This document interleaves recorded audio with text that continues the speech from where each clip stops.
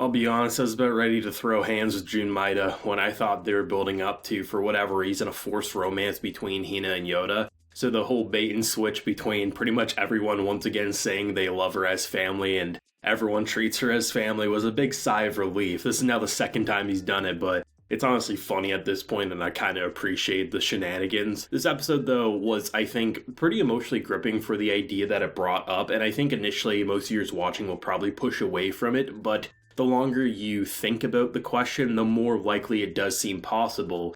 Hina, what we're seeing is what she should have been. The chip inside her head, the computer inside her head, for all we know, could have made her who she was. Even if she did have a personality, I mean, if you have a piece of technology that advanced, there's no saying that you couldn't have a personality attached to it. So, is she human or is she machine? Are the memories we made with her machine or human? And the emotional side wants to go with she was human all along, just with supernatural kind of technology ingrained into her.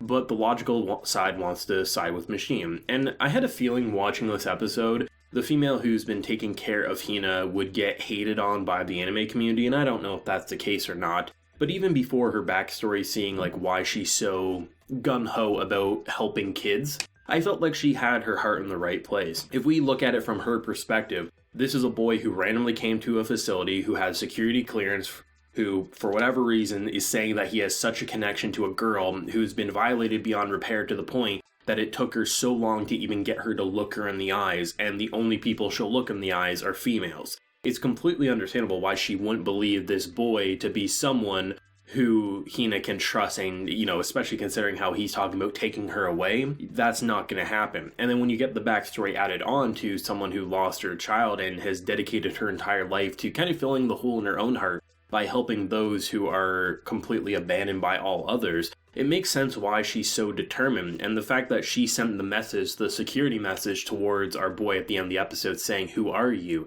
I'm curious what's going to happen, because based on what we're seeing here, we're just one step away from Hina really recognizing Youta. I mean, the whole video game segment, which we'll definitely dive into, I thought was amazing. So I'm curious if what's going to happen with next week is she'll initially push him away, try to get him away, but then maybe Hina will say something, maybe call out his name, and then she'll bring him back in or something. I could see something like that happening. It wouldn't be the most crazy original plot development ever, but I think it would work for what they're trying to build up right now. I really liked this episode for being just taking it slow, allowing for something that usually you wouldn't get to see in a June project because we would have already concluded the anime at this point. So the idea of just watching day after day, him trying to find ways to connect with her refusing to look at him, and when he even gets too close, she freaks out like he abused her. So it's a pretty painful and emotional segment, and I think it was pretty genius, the idea that he got, the whole idea of simply saying, hey, she loved playing video games, this is something only I know,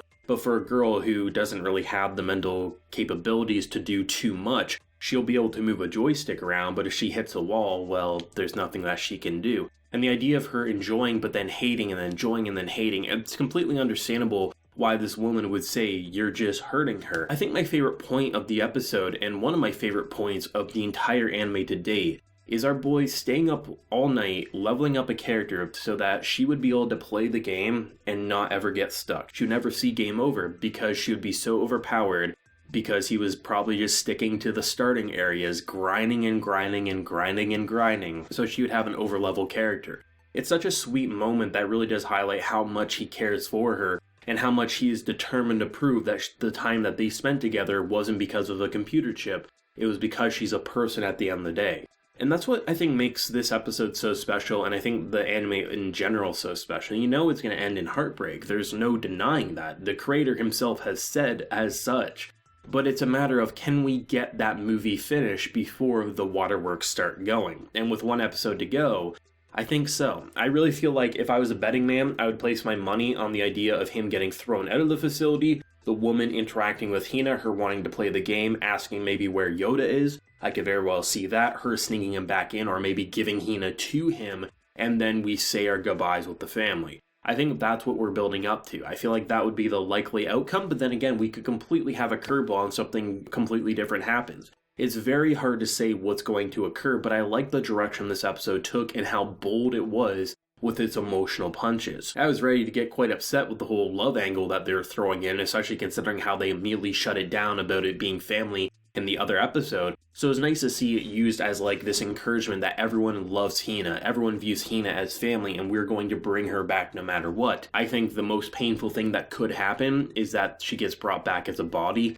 not as a live being, and holy shit, would that make the waterworks flow. I just thought the directing of the episode, for it actually being a pretty basic episode, when it's them just in a room and looking at different toys that she's playing with, or seeing just the struggle she has to go through day after day and the schedule that she has, it's a very sad light, but you can tell the people there care for her. And it's just such a painful realization seeing that all those memories we made are now crumbling down, and the day I became a god is now the day I became almost a comatose patient. It's sad. It's heartbreaking to see what she was and now what she is, and I don't know exactly where they're going to end it, but I know it's going to end in pretty damn big heartbreak, and I mean, we all knew it was coming. It's just the closer you get to the end, the more you wish we didn't get to see it. Honestly, if this was airing back in like the winter to spring season, and this was one of those episodes or one of those anime that got delayed because of the real world and all the coronavirus delays, I would have even been complaining if the last episode got delayed by a season, because it's like, oh god, I don't want to see it end because you know it's not going to end right.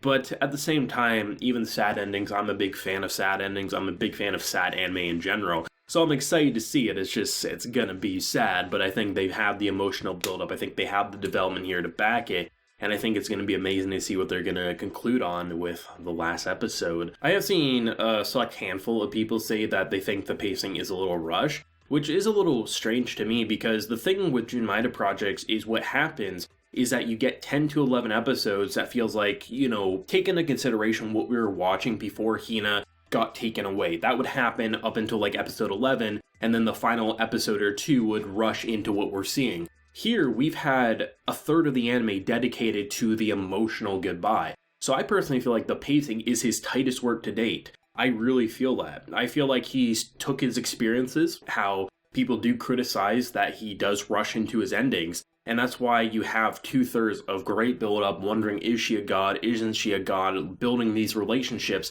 to then the final stretch of the anime kind of crumbling it and saying, what did those relationships mean? What does being a god really mean in this world? So I personally think that, yeah, the pacing is his personal tightest. Maybe that's an unpopular opinion, or maybe that is a popular opinion, but I do get comments from time to time, people saying that they think it feels rushed, so I just want to throw that out there. I just feel like for having 2/3 of it dedicated to the build-up, the setup, the midway point, to then the last third being dedicated to the emotional punches, I can't say for myself that it feels rushed in the slightest. I personally feel like it's as tight as one core anime to date, and if he uses this type of formula going forward for his originals, the sky's the limit for this man, and I don't know who hurt him, but he continues to hurt us, but I wouldn't have it any other way. I'd love to hear your thoughts and feelings down below. I'm sure there's going to be a lot of sadness and a lot of anger in the comments, because a lot of shit's happening in this anime, and honestly, the emotions are going to be flowing, so I'd love to hear what everyone's feeling down below. If you enjoyed the video, of course, please like, share your support, and hit that subscribe button if you happen to be new around here. So until next time, everyone, please take care and have a good one.